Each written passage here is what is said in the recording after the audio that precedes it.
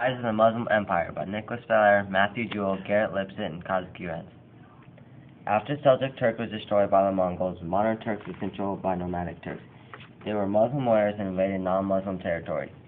The best of these Muslim Turks was Osman, later renamed Osman. Osman built himself a kingdom in Anatolia.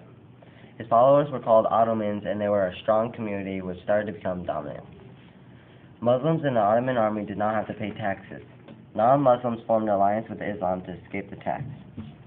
Timur the Lame was one of the few people who rebelled against the Ottoman army. He captured the Salman, but died 3 years later trying to conquer China. In 1451, Mehmet II took control over the Constantinople. His father, Mehmet I, was the leader of the Ottoman army. The Ottoman army was too strong for Mehmet II's Constantinople army, and they were defeated in 1453. Muslim empires grew as well. The great Selim the Grim took over 5 countries and converted them all to Muslim religion. His son Suleiman I took over the Ottoman Empire and brought it to its greatest strength. He gained control of the eastern Mediterranean Sea and almost all of northern Africa. Suleiman made his army stronger by taking in Christian children and making them loyal to the Sultan.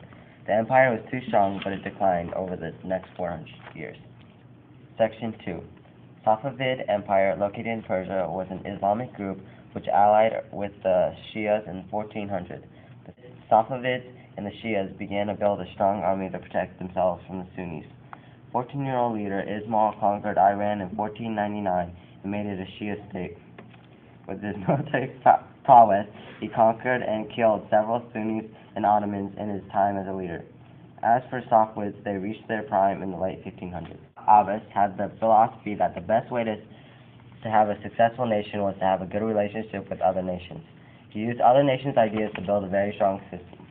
In fear that his sons would take his power, he killed several of them. When he himself died, his young grandson took over. As a result, the empire crumbled.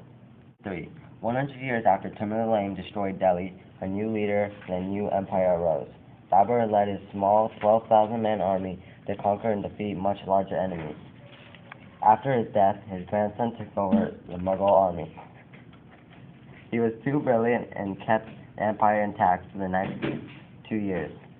Akbar was another Muslim, but he had different views than others.